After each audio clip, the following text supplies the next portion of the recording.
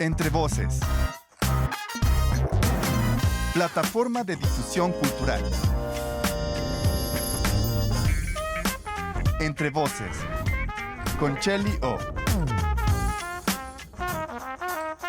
Les agradecemos por acompañarnos en una emisión más de su programa Entre Voces. Nos encontramos en el Centro de Arte Emergente. Nuestras invitadas del día de hoy son Lucía Rosendo y Daniela Pérez del Teatro Comunitario La Otra Bandita. Yo soy Chely O y este es su programa Entre Voces. Bienvenidos. Nos encontramos con nuestras invitadas Lucía Rosendo Herrera y Daniela Pérez del Teatro Comunitario La Otra Bandita. Pues bienvenidas al programa. Muchas gracias. No, pues gracias por acompañarnos. Lucía Rosendo es egresada de la Maestría en Estudios Interdisciplinarios en Artes y Humanidades de la Universidad Autónoma de Querétaro, de la licenciatura en Danza Contemporánea, modalidad intérprete y de la carrera en técnico superior universitario en actuación. Último, becada por excelencia académica 2 años consecutivos en la Universidad de las Artes del Instituto Cultural de Aguascalientes. Pues bienvenidas, muchas gracias por acompañarnos. Daniela Pérez, si tú gustas presentarte. Sí, pues yo soy de aquí de Querétaro, soy actriz. Estudié después un posgrado en antropología y ahora un doctorado en investigación. Eso es lo que puedo resumir. Sí. Muy bien. Y el teatro comunitario, pues para empezar, ¿cómo surgió este proyecto en La Otra Bandita? Bueno, cuando yo ingresé a la maestría, el proyecto que ingresé fue para hacer un proyecto de rescate de la tradición oral de los barrios del Tepetate, el Tepetate y alrededores, y poder proyectar esas historias a través del teatro.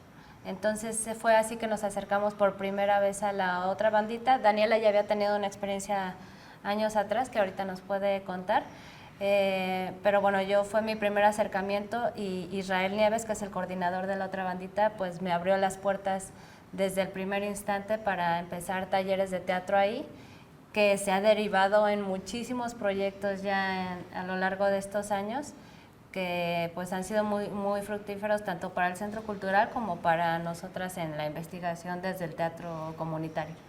Muy bien. Y Daniela, ¿cómo fue que te integraste? ¿Ya estabas trabajando antes? Anteriormente sí estuve con Rui Nieves, primo de Israel, el coordinador, que es actor. Él ahora vive en Canadá o en Estados Unidos, no recuerdo. Creo que fue mi maestro. Rui Nieves Villaseñor. Sí, Rui Nieves Villaseñor, sí.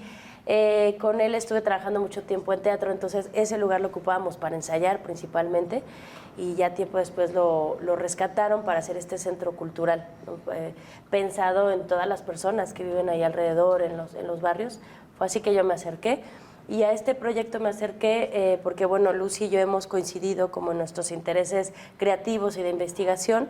Y bueno, yo utilizo mucho la etnografía como una metodología de investigación y a Lucy le pareció que era como muy pertinente unir, ¿no?, como nuestros dos enfoques en este espacio que ella inició en convocatoria, en dar las clases a las personas, pero bueno, yo sumé un poco, ¿no?, como en este enfoque antropológico.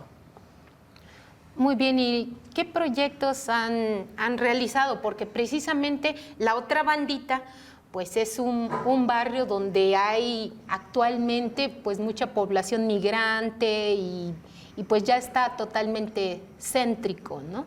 Sí, particularmente lo que nos interesaba rescatar de esta zona era, pues, es una zona que históricamente ha sido segregada, sí, ¿no? Desde el tiempo de la colonia, los indígenas son los que vivían en esa zona y no eran permitidos de pasar al centro donde vivían los españoles, ¿no? Y esa segregación ha persistido a lo largo de los años, ya desde luego desde otras miradas, pero sí persiste la desigualdad, la pobreza, la inseguridad, ¿no?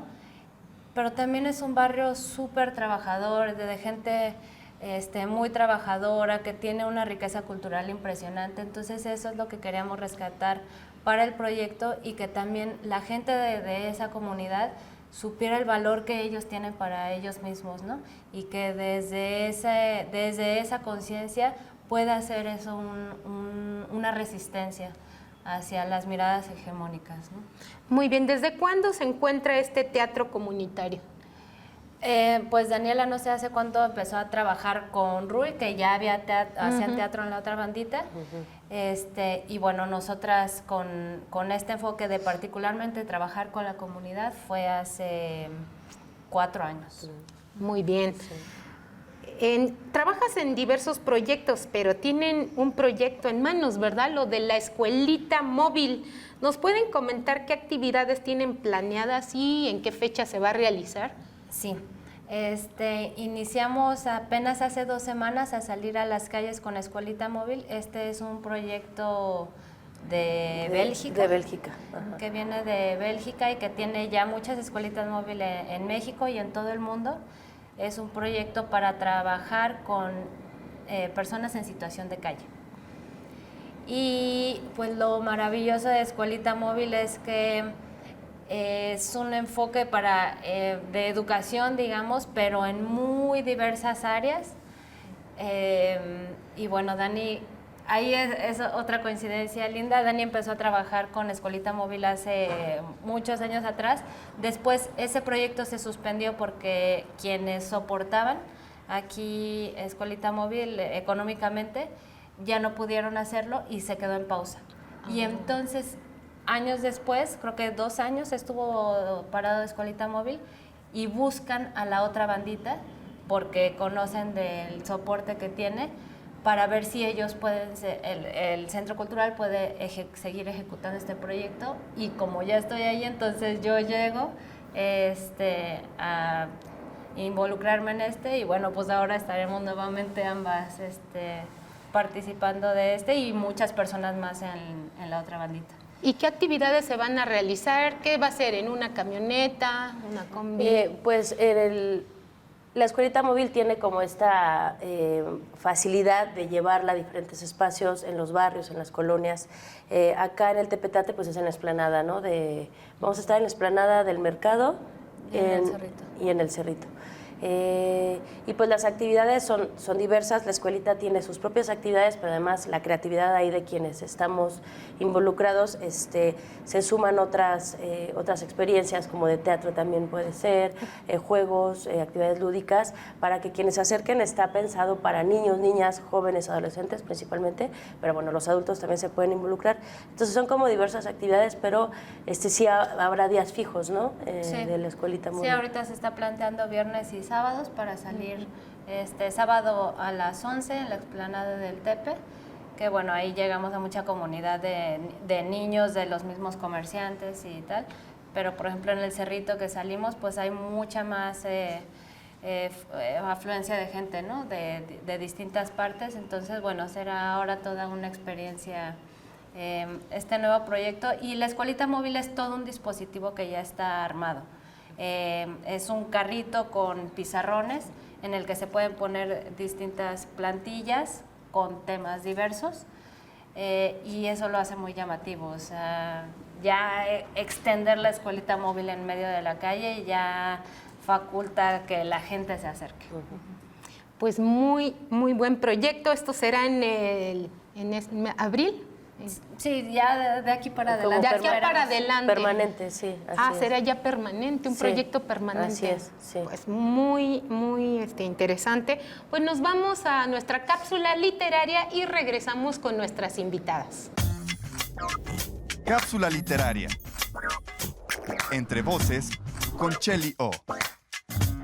En la historia de la educación latinoamericana han existido grandes personalidades cuyo pensamiento y acción están muy arraigados a la vida de las instituciones escolares y a la administración educativa a escala mundial. Son las que han llevado con orgullo el honroso título de maestro o maestra de escuela y que son reconocidas universalmente por su carrera docente. Entre ellas destacamos al educador don Andrés Bello, el maestro del libertador Simón Bolívar, que se convirtió convirtió en el ideólogo de la identidad y autenticidad de Hispanoamérica y fue fundador de la Universidad de Chile, al argentino Domingo Faustino Sarmiento, el maestro de escuela que llegó con grandes honores a ser presidente de su país, a los colombianos Santiago Pérez y Marco Fidel Suárez, quienes siendo maestros alcanzaron la primera magistratura de la nación, cuando don Santiago Pérez terminó su periodo presidencial en los Estados Unidos de Colombia. Regresó con orgullo a su cátedra magisterial al humanista cubano José Martín, quien fue maestro e ideólogo político, padre de la nación cubana y siempre estuvo en función docente, tanto en Cuba como en México, Guatemala, Venezuela y Nueva York. Y entre las mujeres a Gabriela Mistral, educadora y poetisa chilena, quien en su vida intelectual se inició como maestra de escuela y con su obra literaria alcanzó el máximo galardón mundial de las letras, el Premio Nobel de Literatura. En 1945, Mistral es la única mujer de habla española que ha recibido dicho premio, con el cual mereció el reconocimiento universal. Siempre fue orgullosa de su oficio de maestra, la profesión más noble y sublime para la formación de las nuevas generaciones. En sus escritos se destacó por la belleza en el estilo y la sencillez, con lindos versos, muchos de ellos dedicados a los niños. El 7 de abril de 1889 nació Lucila de María del Perpetuo Socorro Godoy Alcayaga, más conocida en el mundo de las letras con el nombre de Gabriela Mistral, en la ciudad de Vicuña de la provincia de Combinco en Chile, una tierra de viñedos y cereales, con producción de licores y yacimientos de cobre y de hierro. Fueron sus padres don Juan Jerónimo Godoy Villanueva, maestro de escuela, y doña Petronila Alcayaga. En su estilo vital, Gabriela Mistral corresponde a la generación humanista que nació en las dos últimas décadas del siglo XIX y tuvo su vigencia social generacional en la primera mitad del siglo XX, en unos años de crisis cuando el mundo tuvo que afrontar las dos guerras mundiales, la posguerra y la Guerra Fría, el triunfo del comunismo y del socialismo, la consolidación de la Unión Soviética y el nacimiento de nuevas ideologías que, como el nazismo y el fascismo, llevaron al mundo a las confrontaciones bélicas. Le correspondió presenciar la Guerra Civil Española y en ella ayudar a los niños huérfanos como consecuencia de esta fatídica guerra entre republicanos y falangistas. De la misma forma fue testigo de las consecuencias de la Primera y Segunda Guerra Mundiales que dejaron arrasada a Europa. Los intelectuales humanistas de la época defendieron por doquier en sus escritos la democracia, los derechos humanos y las ideas de libertad, igualdad y justicia social. En el mundo latinoamericano de entonces se generalizó un humanismo vivencial con la reflexión sobre los valores propios y auténticos de la cultura latinoamericana. En el mundo occidental se hablaba del modernismo en las artes y en las letras como manifestaciones de una realidad en busca de progreso y desarrollo. Asimismo se iniciaba el vanguardismo. Los nuevos humanistas del siglo XX criticaron la dependencia intelectual de los modernistas y precisaron los nuevos ideales en la búsqueda de la originalidad de nuestra América mestiza, como la llamó el cubano José Martí, lo que señala su interés por la identidad latinoamericana y la búsqueda y afirmación de la autenticidad. Una característica del nuevo humanismo fue la dedicación de los escritores latinoamericanos al periodismo, al ensayo, la novela y la poesía. Ellos tuvieron una vocación humanista que se manifestó inicialmente en el periodismo estudiantil de colegios y universidades y con mayor dedicación en la vida pública. El estudiante escribía las crónicas y los reportajes. El político utilizaba el periodismo para defender sus ideas y atacar a los adversarios. El ensayista reflexionaba sobre lo latinoamericano y lo universal a través de sus artículos. Entre los escritores de este nuevo humanismo latinoamericano señalamos las figuras del venezolano Rómulo Gallegos, autor de Doña Bárbara y de Canaima, el argentino Ricardo Giraldes, autor de Don Segundo Sombra, del peruano César Vallejo, de los chilenos Gabriela Mistral y Pablo Neruda, del guatemalteco Miguel Ángel Asturias, del argentino Jorge Luis Borges y de los colombianos José Eustacio Rivera, autor de La Vorágine, el poeta Porfirio Barba Jacob, el ensayista Luis López de Mesa, el educador Agustín Nieto Caballero y otros escritores y pedagogos. En la primera mitad del siglo XX surgió en Chile un grupo de educadores de gran formación pedagógica, egresados muchos de ellos del Instituto Pedagógico de la Universidad de Chile. Otros educadores como Lucila Godoy Alcayaga, Gabriela Mistral, se formaron en la vivencia educativa educativa de la acción docente, como autodidactas, con una alta autoformación intelectual. Entre los educadores chilenos más destacados de este periodo señalamos a Alejandro Vanegas Carus, Enrique Molina Garmendia, Luis Galdames,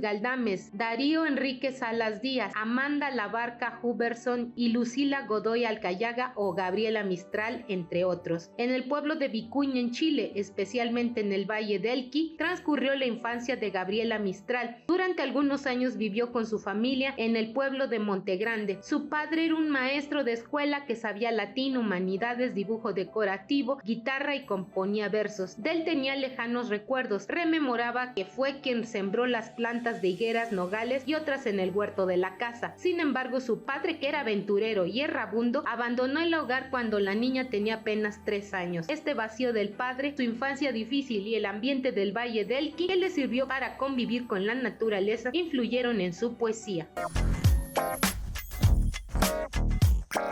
Nos encontramos con nuestras invitadas Lucía Rosendo y Daniela Pérez del Teatro Comunitario de La Otra Bandita. Recientemente acaban de presentar un proyecto muy interesante. Platíquenos de ese proyecto. Sí, es una puesta en escena que se llama Tiza y se deriva de justamente el trabajo que hicimos con la gente de La Otra Bandita, de los talleres. Inicialmente el proyecto, y bueno, así se ha seguido desarrollando, de rescate de la tradición oral. La idea era, a través del teatro, llevar todas estas historias que rescatáramos con marionetas. Estas marionetas son de formato híbrido, es decir, la mitad del cuerpo es de la marioneta y la otra mitad del cuerpo se completa con el actor o la actriz. Entonces, lo que estuvimos haciendo fue obras de teatro e intervenciones en los barrios en las que estas marionetas iban y contaban las historias que habíamos rescatado. Eso fue como una primera etapa del proyecto. Y después llevamos también un poco con el enfoque que tiene Dani desde el teatro etnográfico, de llevar las investigaciones sociales a espacios escénicos de otra índole, no nada más en el barrio, sino también para que otras personas tengan conciencia de lo que sucede en estos espacios. Desarrollamos una puesta en escena que se llama Tiza, es a partir del Círculo de Tiza Caucasiano de Bertolt Brecht. Es un gran texto de Brecht que nosotras nos dimos el permiso de adaptar, y adaptar muy libremente, porque casi no utilizamos las palabras, lo que utilizamos es la anécdota, y pues inspiradas en todo esto que investigamos sobre La Otra Banda y utilizando las marionetas que se hicieron en La Otra Banda, ¿no? La gente de los barrios fue partícipe de la fabricación de estas marionetas, entonces queríamos que aquello que lleváramos a escena con estas marionetas tuviera que ver con las problemáticas que ellos enfrentan y que pudiéramos compartirlas en otros espacios. No sé si quieres. Sí, creo que es algo muy bello de ese proyecto fue la parte de investigación, ¿no? Una persona del taller nos llevó fotos que él había tomado años atrás del mercado, de gente de ahí de los barrios, y elegimos algunas personas de las fotografías para inspirarnos y hacer las marionetas. Entonces, incluso el color de piel de las marionetas identitariamente está muy vinculado a nosotros, ¿no? Como mexicanos, en una esencia, digamos, a lo mejor muy simbólica también, ¿no? De nuestra cultura. Y eso a mí me pareció como muy hermoso, ¿no? Que de la investigación se llegó a la creación, y después ya estas marionetas que ya estaban construidas por las manos de las personas barrio, nosotras, con su permiso, utilizarlas, ¿no? Para este proceso escénico, en donde, pues sí, es un híbrido entre el Brecht, está obviamente ahí muy puesto, pero también los contextos, ¿no? de los barrios del Tepetate. Entonces eso a mí me pareció pues algo muy hermoso, ¿no? en el proceso creativo y de investigación. Luego también las marionetas pueden ser un medio en el cual la persona se expresa un poco mejor, expresa sus problemáticas. Sí, eso es también algo con lo que queremos romper, como que hablamos de marionetas y la gente piensa que es para niños, ¿no? Sí.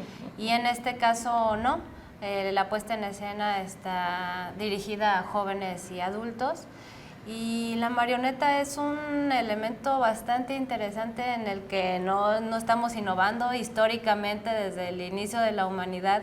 El ser humano ha utilizado el títere como una manera de representación de sí mismo y de entendimiento, entonces es un poco lo que estamos queriendo retomar y que nos ayuda a hablar también de temas bien fuertes y pues a vernos ahí en espejo. Claro. ¿Recibieron ayuda de alguien para la realización de las marionetas? ¿O sí? Sí, con la gente del barrio. Digamos que sus manos están puestas ahí.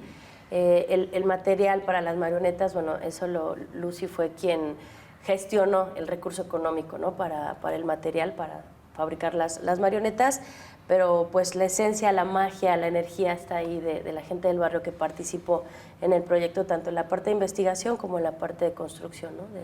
de las marionetas, que es algo también maravilloso del teatro, la energía que está ahí muy presente, ¿no? Tanto de quienes estamos en escena o construimos la marioneta o de las personas que están en el público también, entonces es ahí todo un juego de energía que le da mucha vida, ¿no? En este caso, pues, a un objeto inerte, ¿no? Que es una marioneta. El proyecto se planea ya que sea permanente. ¿Sí? Esta puesta en escena, bueno, tuvimos esta temporada en marzo y pues la idea es seguir buscando espacios, universidades, grupos específicos a quien podamos dirigir la obra. Este proyecto en particular lo llevamos a cabo con nuestra compañía profesional que se llama Sentido Espejo Laboratorio Teatral. Nos pueden seguir en redes y pues también ir viendo cuándo más tendremos funciones, presentaciones por si están interesados en el proyecto. Claro, para invitar a nuestra audiencia. En el rol de dirección que has desempeñado en varios proyectos como La Soledad de los Desiertos, NN, Sin Nombre, Zapatilla, La Tortuga, pues varios. ¿Qué aspectos nunca debe descuidar un director? Pues te diría que a partir justo de esta última experiencia, el gran aprendizaje es el equipo. Que así sea un monólogo, sea una obra con 3 personas, hay muchos más elementos detrás, ¿no?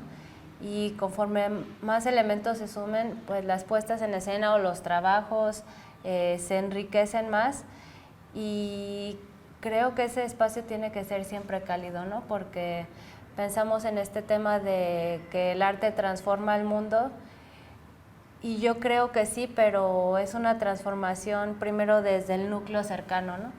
En esa medida se transforma el mundo. Si el mundo se transforma para quienes estamos en los procesos creativos, nos cambia la vida, ¿no? Entonces creo que eso sería lo principal, ¿no? No perder de vista lo humano y las relaciones que estamos tejiendo en esos procesos. Muy bien, Daniela, ¿tú estás detrás de todo esto, de la organización, investigación o también participas? Estoy como actriz ahora, como intérprete en este proyecto de TISA. Desde el principio ese fue mi rol. De investigación creo que fuimos todos los que nos involucramos en el equipo, pero bueno, en escena estoy yo junto con Lucy, María que también es parte de la compañía, que además participó en el vestuario, que fue un trabajo arduo, ¿no? para ella, porque es el diseño y además es la fabricación, pues, ¿no? Estuvo Mapo, ¿no? Cantante y actor también. Estamos 4 en escena, pero detrás, pues sí, otras personas, ¿no? Y otro gran elemento fue Eliana Jiménez, que tiene un colectivo que se llama En Ningún Lugar. Ella trabaja desde la danza y fue un elemento fundamental que no nos soltó durante todo este tiempo, porque nos asesoró coreográficamente y en el entrenamiento, ¿no? Porque como las marionetas son híbridas, entonces utilizamos todo el cuerpo para darles vida, así que eso enriqueció muchísimo. Muy bien, para concluir, si nos pueden repetir sus redes sociales. Sí, es Sentido Espejo Nos pueden encontrar en Instagram o en Facebook para seguir de cerca nuestro trabajo y también el de la otra bandita, que ya somos como grupos hermanos, entonces. Pues les agradecemos por acompañarnos. Gracias. Nos despedimos de su programa Entre Voces, no sin antes recordarles suscribirse en Instagram, Entre Voces por TV WAC, en Facebook con el mismo nombre. Agradecemos a nuestra productora Mariana Solís, a nuestros camarógrafos y a nuestro editor Paquito Tobar. Yo soy Chelio. Hasta pronto.